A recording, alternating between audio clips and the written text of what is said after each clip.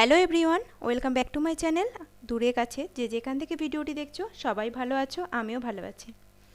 আজকে আমি তোমাদের সাথে শেয়ার করব ধাবা স্টাইল আন্ডা কারি। এটা খেতে কিন্তু খুবই ইয়াম্মি হয়, আর বাড়িতে যদি গেস্ট আসে এরকম একটা রেসিপি থাকলে আর কিছু লাগবেই না। গেস্ট আপনার প্রশংসায় পঞ্চমুখ। তো চলুন কীভাবে আমি বানাচ্ছি সেটাই আমি আপনাদের সাথে শেয়ার করব।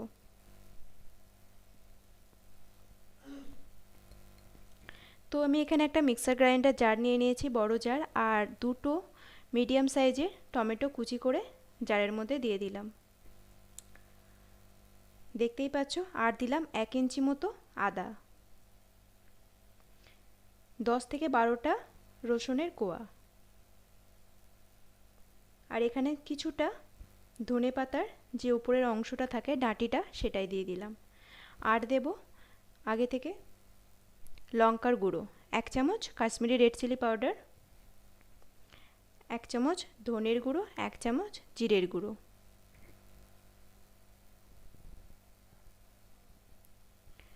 আর দিয়ে দেবো এখানে আগে থেকে গরম জলে ভিজিয়ে রাখা 6 থেকে 7টা কাজু। একটা ফাইন পেস্ট বানিয়ে নেব। এই পর্যন্ত ভিডিওটির সাথে যারা আছো তাদেরকে একটাই অনুরোধ, আমার বন্ধুদেরকে ভিডিওটি স্কিপ করো না, পারলে ফুল ওয়াচ করার চেষ্টা করো, আর এইভাবেই আমার পাশে থেকো, আর অতি অবশ্যই একটা লাইক করে দিও। তোমাদের একটা লাইক আমার এই ভিডিওটিকে অনেক অনেক বন্ধুর কাছে পাঠিয়ে দেবে। তো চলো, আমি এখানে কড়াই বসিয়ে দিয়েছি, আর দিয়ে দিলাম 1 চামচ সাদা তেল, আর 1 চামচ বাটার।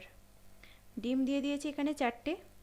ডিমটাকে খুব বেশি লাল করে ভাজবো না, সামান্য একটু হলুদ দিয়েছি, একটু কালারটা জাস্ট চেঞ্জ হয়ে যাবে, এবার এরকমভাবে ভেজে নেব। এখনও যে তেলটা ছিল কড়াইতে ওর মধ্যে আরও 2 চামচ সাদা তেল দিয়ে দিলাম, 2 চামচ বাটার দিলাম, আর চেষ্টা করবেন পুরো রান্নাটা বাটারে করার। দিয়ে দিলাম গোটা জিরে ফোড়নে, আর 1 ইঞ্চি মতো দারচিনি, 2টো লবঙ্গ, 2টো এলাচি, আর 10-12টা রসুন কিমা করে নিয়ে দিয়ে দিয়েছি।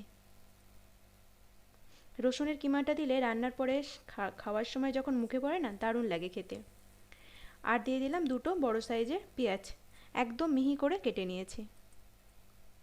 এখন এটা লাল লাল করে একটু ভেজে নেব, আর দিয়ে দেব সামান্য একটু লবণ আর চিনি।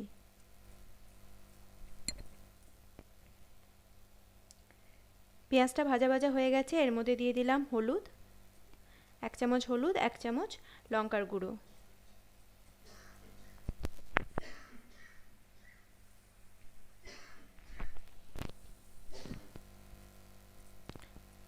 মশলাটা যাতে পুড়ে না যায় সেই জন্য দিয়ে দিলাম অল্প একটু গরম জল। মশলা থেকে তেল ছেড়ে দিয়েছে, এখন আগে থেকে যে পেস্টটা আমি বানিয়ে নিয়েছিলাম সেই পেস্টটা দিয়ে দেব। মিডিয়াম আঁচে এখন ভালো করে 15 থেকে 20 মিনিট মতো কষিয়ে নিতে হবে। মশলাটা যতক্ষণ ভালোভাবে কষানো হবে রান্নার টেস্টটা কিন্তু খুবই ভালো হবে। তো চেষ্টা করবেন অল্প আঁচে মশলাটা অনেকক্ষণ কষিয়ে নেওয়ার। এখানে আমি নুনটা টেস্ট করে নিলাম যে কেমন কতটা পরিমাণে লবণ দিতে হবে আর কি। তো সেই মতো লবণটা আমি এখন টেস্ট অনুযায়ী দিয়ে দিলাম। মশলাটা ঢেকে 15 থেকে 20 মিনিট ভালোভাবে আমি কষিয়ে নেব। তো দেখতেই পাচ্ছ মশলা থেকে তেল ছেড়ে দিয়েছে, আমি সামান্য একটুখানি গরম জল দিলাম, দিয়ে আবারও ভালোভাবে কষিয়ে নেব।